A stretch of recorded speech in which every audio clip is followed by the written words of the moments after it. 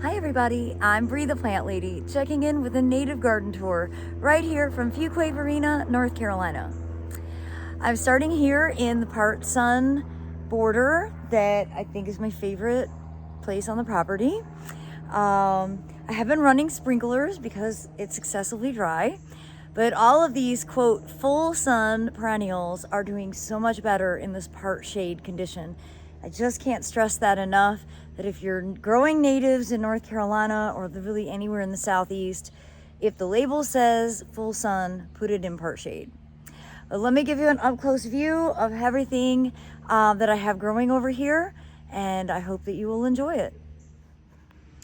Well, the Pycnanthum mamuticum is just about ready to start flowering, and the agastache behind it has started to bloom, and there's all these bees that are like sleeping on it. I think they're sleeping. That one kind of looks dead, but that one I think is sleeping. Are you alive? Oh God, you guys, a spider is eating the bee. Okay, I'm gonna let nature take its course. Good grief. But I've just been running the sprinkler. I was hand watering. I just wasn't doing a good enough job. And yeah, it makes a big difference. So it's nice to see the agastaches are in bloom. The scutellarias aren't in bloom yet. The ones out front in more sun are, but these are twice as tall. So I know I said that last week. I'm saying it again. Salvia lyrata are putting out a million seeds that are gonna all end up likely in the lawn, because that's somehow how they do it. But it's such a cool plant. I really love that dark burgundy foliage. Of course, you see tons of smilax, and just try to look beyond that. I'm gonna collect all these poppies and get this out of here. And I'm really happy. I think that finally the sable minors that are transplanted here are starting to take hold. I'm seeing new growth come. I was kind of holding my breath on these because I didn't do the greatest job digging. And look, Vernonia is starting to set flower buds, even though this is very dense shade. So all of this is a very good sign. This border is great for being able to have a wide variety of plants that bloom for a long period of time. So it's really just starting now. Well, soon I will be tending to this bed. Obviously collecting the seeds of the cottage garden stuff, especially all of this nigella, but also cutting back and maybe eliminating some of the catnip, which is really showing incredible drought stress. But you see how huge it got. I want this bed to be native ferns, not catnip, but I also appreciate that the cats use the catnip. So, you know, I'm just being honest about plant use versus nativity. There is room for everything.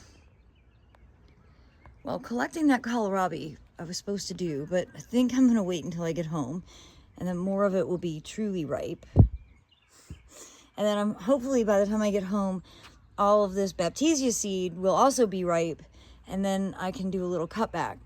And then I'm gonna remove this echinacea because this is actually diseased. This has that echinacea greening, so this whole thing needs to just be pulled out.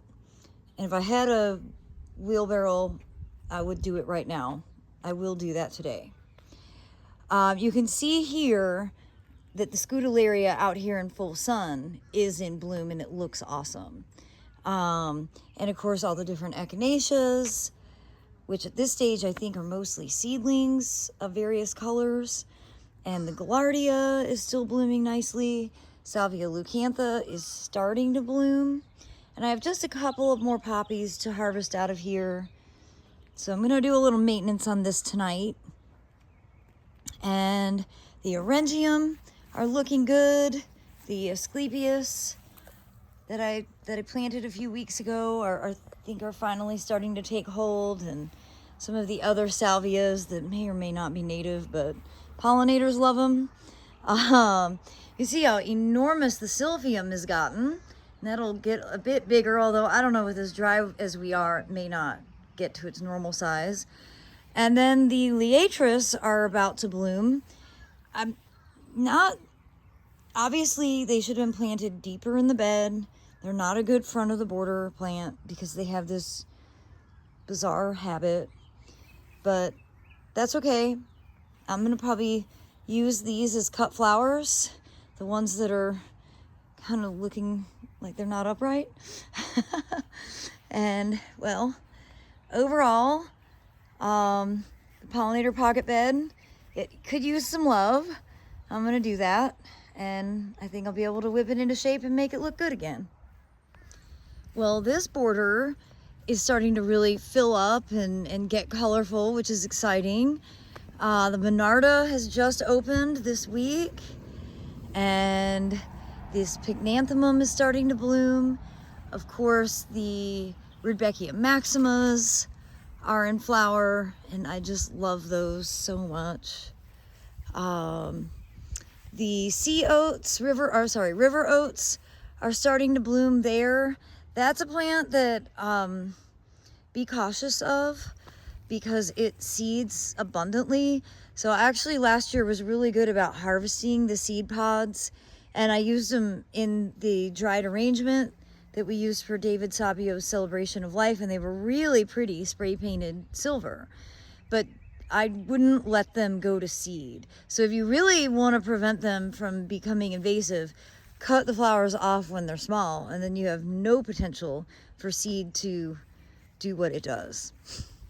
I say that so that you are warned. You know, I've been really impressed with the self-seeded centurias. These have, you know, provided a lot of color, especially this incredible blue color, which is a very difficult color to achieve. So I appreciate that though they're not native, they have definitely done their job this spring. And you can see how big the panicums have gotten. They're overwhelming the Itea. And the Spirea alba is starting to bloom here, which is always a fun thing. Did not realize that that was going to be as spready as it is, but now I know. And overall, this perennial kind of understory of the shrub border, I'm feeling pretty good about it. I'm excited to go ahead and get these spent poppies pulled out, and that's one of my plans for this evening. I still haven't found the name of this Hypericum, but it's awesome, and you should grow it. Be helpful if I knew what it was. I'm not sure what's causing the Orangium yuccifolium out here to splay like this, because Lord knows it's hot and dry out here, but that's what's happening to that particular plant. The other ones are not, at least not yet. The Rudbeckia subtomentosas have gotten huge, and oh look, it's a Japanese beetle. I'm just gonna go ahead and crush you. There we go. Salvia azurea is already getting ready to start putting flowers on. Very exciting. And Spirea tomentosa is also blooming. So compared to a week ago, I think this border looks significantly better. It's still really dry. I'm running the sprinkler out here for at least an hour every single day, which in year 3 with a native plant palette was not my anticipation. But granted, we're in a severe drought and everything needs to be watered. These beds were built pretty lean, which was a huge mistake. I would love for things to be denser and, well, what can I say? I feel like I have a lot of room over here to be able to fill in open mulch space because I hate seeing open mulch space. And along this border, muley grasses are coming along, and this Scutellaria looks really great.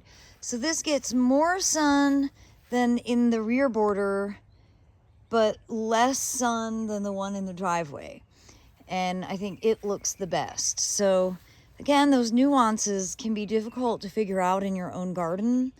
I certainly don't have it sorted in my mind, but they are nuances that are worth being aware of. And you can see this Pycnanthemum, it's much shorter than the one out back where it's in denser shade, but also starting to bloom. It's one of the only things the deer don't eat. The deer have been coming through, sticking their snouts in, and here, eating the tomatoes. So, it's what the deer do. They just can't help themselves. I just wanted to show you that Elysium does not like drought. And in normal years, this is a very wet spot. That's why I planted it here. This is Florida Sunshine. And you can see how tremendously wilty it is. Yeah. But I came back here to get some pictures, and because I'm doing a talk on the process of building these native borders and basically going over all the mistakes I've made. And I was like, well, I'll take a picture of this woodland and explain how I'm not really managing it anymore. And I came back here to get the shot with those impressive magnolias. And the deer, there was a deer just standing back there, like in the picture. I didn't even notice it at first. And so it kind of encapsulates my entire experience, not just growing natives, just gardening here in general. It's kind of like there's always somebody watching you, and it's usually a four-legged animal that eats everything that you plant. But I am happy that some of the woody material is starting to really take hold. I have not watered back here at all. Herbaceous stuff looks kind of wilty and flat, but I know that it will recover if we get rain. So hopefully we will get some rain so that when I walk back here, I'll think, oh yeah, it was worth some of the effort. We shall see. And just for scale, I wanted to show you how much new growth this Magnolia macrophylla has put on despite being dry. So that is really impressive. I hope that that will inspire you. It certainly does inspire me. And as always, I appreciate you so very much for tuning in. I look forward to sharing more updates, and happy gardening, everybody.